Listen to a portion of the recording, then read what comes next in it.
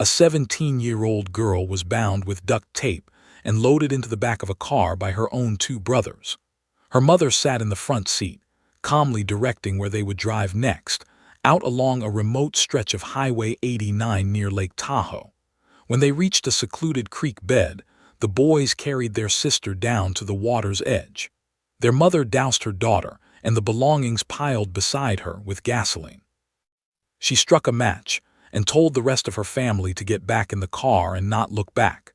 That girl's name was Susan Noor, and the woman who set her on fire wasn't a stranger, wasn't an enemy, wasn't anyone with a documented history of violence that the outside world could see coming. She was her mother, and incredibly, this wasn't even the only one of her children Teresa Noor would kill. For nearly a decade, this family lived on an ordinary suburban street, in an ordinary-looking house, the kind of place neighbors drove past every single day without a second thought. Nobody outside those walls had any idea what was actually happening inside. It would take one surviving child years later, working up the courage to make a single phone call, before any of it finally came to light. Before we get into how a mother did this to her own daughters and got away with it for nearly a decade, I want to ask you for something quick, and I really mean this one. If this channel has ever given you a case that stuck with you, the single best thing you can do right now, before you even finish this video, is hit that subscribe button. It costs nothing, it takes 2 seconds, and it's the only reason we're able to keep digging up cases like this one and telling them properly instead of rushing through them.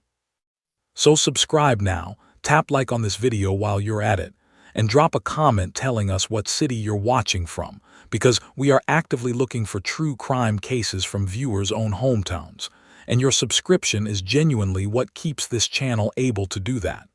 Okay, now let's get into it. Teresa Noor was born Teresa Jimmy Francine Cross on March 14, 1946, in Sacramento, California, the younger of 2 daughters born to the family. Her early childhood looked, by most accounts, relatively stable at first. Her father worked as an assistant cheesemaker at a local dairy. Her mother worked at a lumber company, and the family had saved enough to buy a bigger home in nearby Rio Linda. That stability didn't last very long at all. By the late 1950s, Teresa's father had been diagnosed with Parkinson's disease, and after a failed brain surgery, he could no longer work. Then, on March 2, 1961, Teresa's mother suffered a fatal heart attack. Teresa, just days away from turning 15, was with her mother when it happened. She held her as she died. The following year, at only 15 years old, Teresa dropped out of high school and married a man named Clifford Clyde Sanders. She gave birth to her first child, a son named Howard, the following summer. According to Teresa, the marriage was violent from early on, and she would later claim Clifford was both abusive and an alcoholic. At one point, she filed charges against him after he punched her in the face, though those charges were later dropped. On July 6, 1964, during a heated argument, Teresa picked up a rifle and shot Clifford Sanders. She was 18 years old. It's worth pausing on just how young Teresa was at every one of these turning points. 15 when she married for the first time. 18 when she killed her first husband. Barely out of her teenage years by the time she had already buried both of her parents, survived one abusive marriage, and walked away from a murder trial as a free woman. None of that excuses what would come later, but it does paint a portrait of someone whose entire adult life, from its earliest moments, was shaped by loss, violence, and an apparent willingness to meet conflict with lethal force. Teresa was charged with his murder. She pleaded not guilty, claiming self-defense. During the trial, members of Clifford's own family testified that they believed Teresa was fully capable of planning to kill him. His sister, Lydia, told the court she believed with all her heart that Teresa had intended to kill her brother. On September 22, 1964, the jury found Teresa not guilty. The following spring, she gave birth to her second child, a daughter named Sheila Gay. That acquittal, at just 18 years old, marked the first time Teresa Noor walked away from a courtroom having taken a life and faced no consequence for it. It would not be the last. Whatever combination of genuine self-defense and calculated violence existed in that first shooting, the pattern it established, a woman capable of lethal force against the people closest to her, and capable of convincing others she bore no responsibility for it, would resurface again and again over the following 2 decades. In July of 1966, Teresa married a Marine named Bob Knorr. Over the following years, the couple had 4 children together: Susan in 1966, William in 1967, Robert in 1968, and Teresa Marie, who everyone called Terry, in 1970, rounding out what would eventually become a household of 6 children spread across 3 different fathers. Like her first marriage, this one was marked by heavy drinking and constant fighting, and it eventually ended in divorce, leaving Teresa once again a single mother struggling to manage a growing household on her own. Teresa married 2 more times after that, first to a man named Ron Pulliam, and then to a man named Chet Harris. Her marriage to Harris, her 4th and final, lasted only about 2 months in 1976.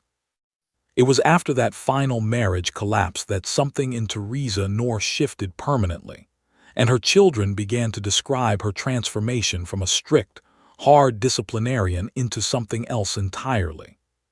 Her son William, only around 10 or 11 years old at the time, later recalled the change beginning gradually. His mother became abusive and short-tempered. She stopped going out, stopped seeing friends on any level, and eventually got rid of the family telephone entirely because she didn't want anyone calling the house. Nobody was allowed inside. Her youngest daughter, Terry, described the change in even starker terms, saying her mother truly went over the edge after that final divorce, drinking more, dadding less and less, until she stopped seeing anyone outside the family at all. To the outside world, none of this was visible. Neighbors on Bellingham Way, where the family lived, described the Knorrs as simply a private family that mostly kept to themselves. One neighbor, Janet Garrett, said Teresa was difficult to strike up a conversation with, and that after a few attempts, most people simply gave up trying. Janet's son Chris, who was the same age as Terry and occasionally played at the Knorr house, remembered Teresa as talkative when spoken to directly, but never said anything that struck him as strange or alarming. He noted the family didn't have a father figure around, but beyond that, nothing about their household seemed obviously different from anyone else's on the block. He even recalled attending one of Terry's birthday parties, noticing only afterward that he had been the sole guest from outside the family, a small, easily overlooked detail at the time that, in hindsight, spoke volumes about just how isolated the Knorr children truly were. Chris's mother, Janet, also noticed something particular about the family dynamic whenever she did manage to observe the children directly. Teresa's kids never talked back, never argued, never questioned an instruction. If they were told to be home by a certain time, they were home. If they were told to do something, it got done, without hesitation and without a single word of protest. To an outside observer, it could easily have read as simple good discipline.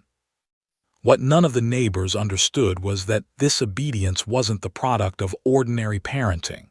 It was the product of pure, sustained terror. What none of the neighbors could see was the world of terror Teresa had built inside that house. According to her children, when she'd been drinking, Teresa would lick the blades of serrated steak knives and throw them at her kids to test her aim.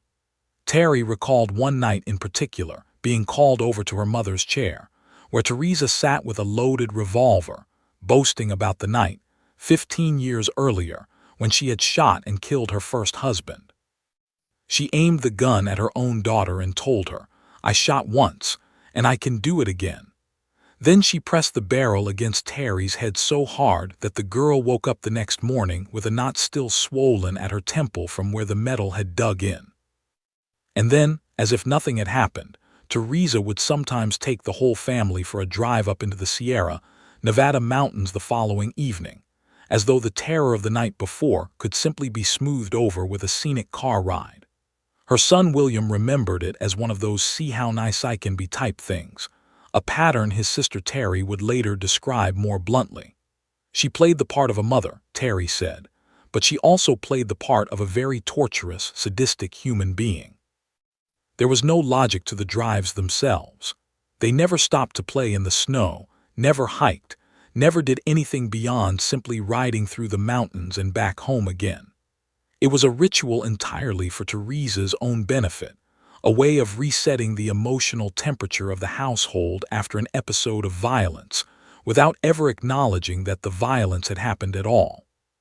For her children, these drives became just one more confusing, disorienting piece of a childhood defined by wild, unpredictable swings between brutality and forced, superficial normalcy. As her children got older and harder to control, Teresa's methods escalated. She began timing her kids down to the minute whenever they left the house, for school, for the grocery store, for church, and administered brutal punishment if they came home even slightly late. Her son William explained the pattern plainly. If you did something wrong or something Teresa perceived as wrong, that was an automatic beating. There was no negotiation, no explanation needed beyond her own judgment in the moment. For her daughters, the restrictions went even further. Whenever the family was out in public together, Teresa forced all of her daughters to accompany her into public restrooms so she could keep them under constant watch. She warned them repeatedly not to talk to strangers, with a coldness in her voice that made clear she meant not to talk to anyone at all outside the family. That level of control extended into nearly every corner of her daughters' lives. Friendships outside the household were essentially impossible to maintain, since visitors were rarely permitted and phone calls were cut off entirely once Teresa disconnected the family's telephone line. School became one of the only places where the girls had any contact with the outside world at all, and even that contact was tightly monitored, with Teresa timing exactly how long it should take them to walk home and treating any delay as evidence of defiance, requiring punishment. It created an almost total information vacuum around the family, one where teachers, classmates, and even extended relatives had no meaningful way of understanding what daily life actually looked like inside that house.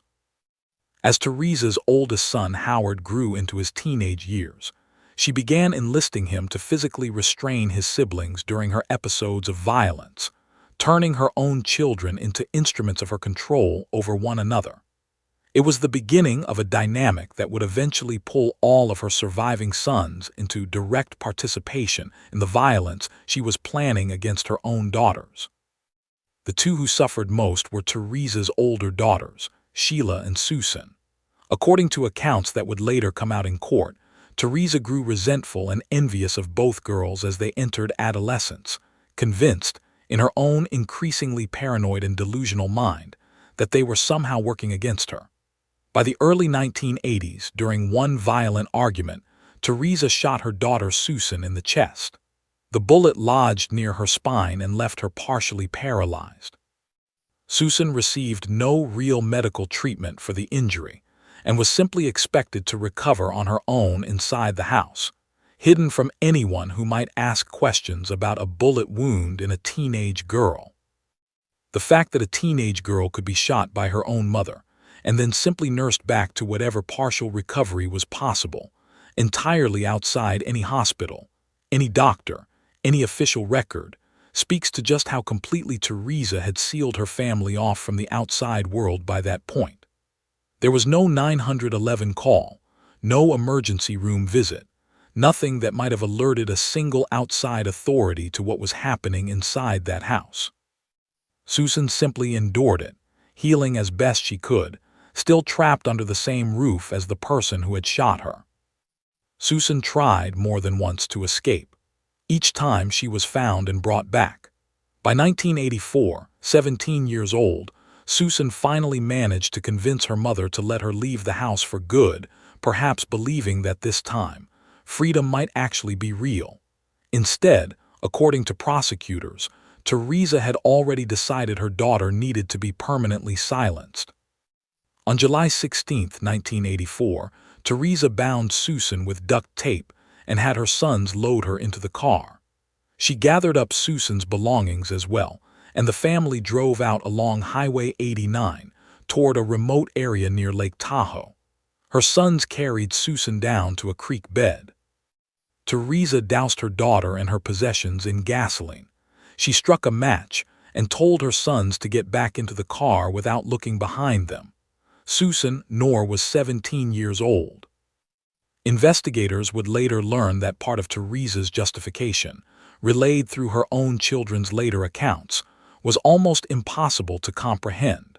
She believed, in some twisted corner of her deteriorating mind, that Susan had used some form of black magic against her, causing her to gain weight. That belief, however irrational, was reportedly enough for Teresa to decide her own daughter needed to die. It's a detail that, more than almost anything else in this case, illustrates just how far Teresa's grip on reality had slipped by the mid-1980s.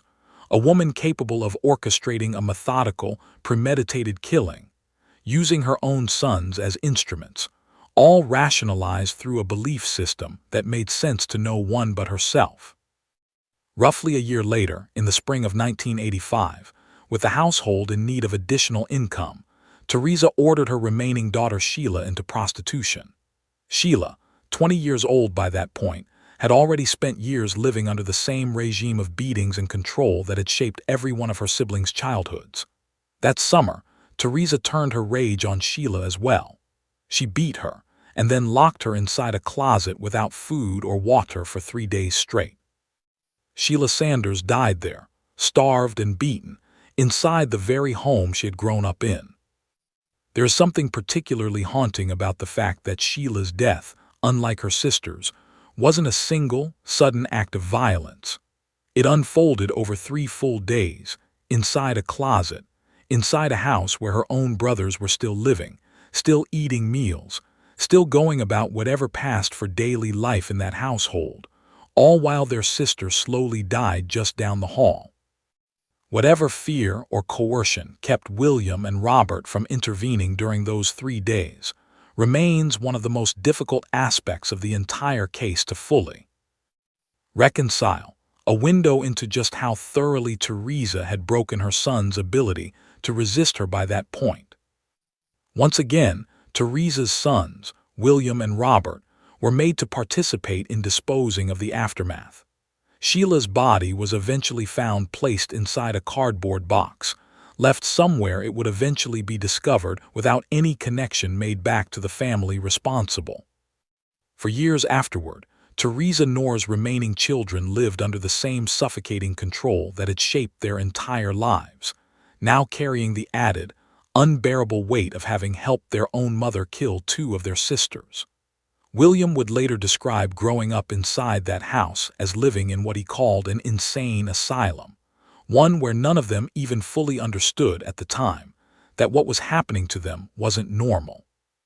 He recalled comparing his own family, bitterly, to television shows like The Brady Bunch, knowing even as a child that nobody actually lived like that, because he knew exactly what his own family looked like underneath the surface. That last point, the idea that the children themselves didn't fully recognize their own abuse as abuse while it was happening, is one of the more psychologically complex threads running through this entire case.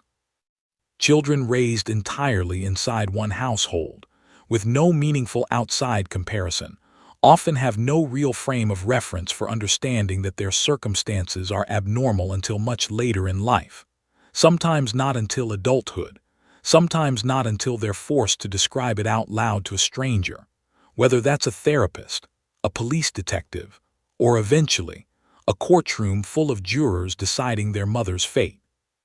It wasn't until 1992 that the truth finally began to surface. Teresa's youngest daughter, Terry, watched an episode of America's Most Wanted and made the decision to finally call the police. It wasn't actually her first attempt to get help. She had reached out before, in earlier years, only to have those attempts dismissed or disbelieved. This time, she told investigators everything, that her mother, along with her brothers William and Robert, had killed her sister Susan by burning her alive back in 1984, and that Sheila's body had been dumped somewhere in the mountains after Teresa starved her to death the following year. For Terry, making that call meant reopening every piece of trauma she had spent years trying to bury, and doing so with no guarantee that anyone would believe her this time either, given how her earlier attempts to seek help had gone. It took genuine courage to pick up that phone, knowing she was accusing her own mother and two of her own brothers of murder, and knowing that if authorities didn't take her seriously this time, she would likely have to keep living under the shadow of a secret her family had buried for nearly a decade. Investigators began unraveling a case that stretched back decades, built almost entirely on the testimony of the surviving Knorr children. William and Robert, initially reluctant, ultimately admitted their own roles in their sisters' deaths and agreed to cooperate fully with authorities, providing investigators with the kind of detailed, first-hand account that no amount of physical evidence alone could have supplied after so many years had already passed. On November 15, 1993, Teresa Knorr was formally charged with 2 counts of murder, 2 counts of conspiracy to commit murder, and 2 special circumstance charges, multiple murder and murder by torture, either of which could have qualified her for the death penalty. Teresa initially pleaded not guilty, but once she learned that her son Robert had already struck a deal to testify against her in exchange for a reduced sentence of his own, she moved quickly to negotiate a deal of her own. In exchange for pleading guilty, prosecutors agreed to take the death penalty off the table. On October 17, 1995, Teresa Knorr was sentenced to 2 consecutive life sentences. In the courtroom that day, her ex-husband, Robert Knorr Sr., the father of Susan, Robert, William, and Terry, shouted directly at her, telling her he hoped she would burn in hell for what she had done to their children. Outside the courthouse, he told a reporter that Teresa should die for what she'd done, saying his daughter was in her grave forever, and asking why Teresa should be allowed to live out the rest of her life. A victim impact statement written by her son Robert was read aloud in court that day as well, describing how his mother had cruelly and calculatingly tortured her victims, both physically and mentally, over the course of years, killing them, in his words, in every way possible, over and over again. The raw grief and fury in that courtroom, from a father who had lost 2 daughters and watched his surviving sons forced into becoming instruments of their deaths, captured something the legal proceedings themselves could never fully account for.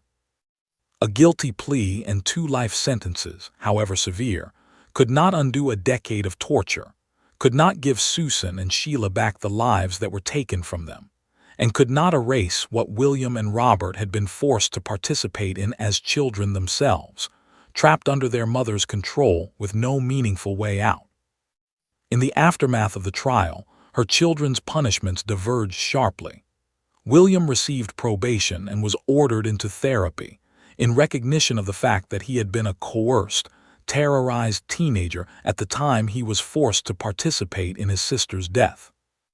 In exchange for his testimony against his mother, prosecutors dropped nearly all charges against Robert, leaving him convicted only of being an accessory after the fact in Sheila's death, though Robert would go on to face separate, unrelated legal trouble of his own in the years that followed, eventually convicted of second-degree murder in an entirely different case involving a bartender killed during a robbery.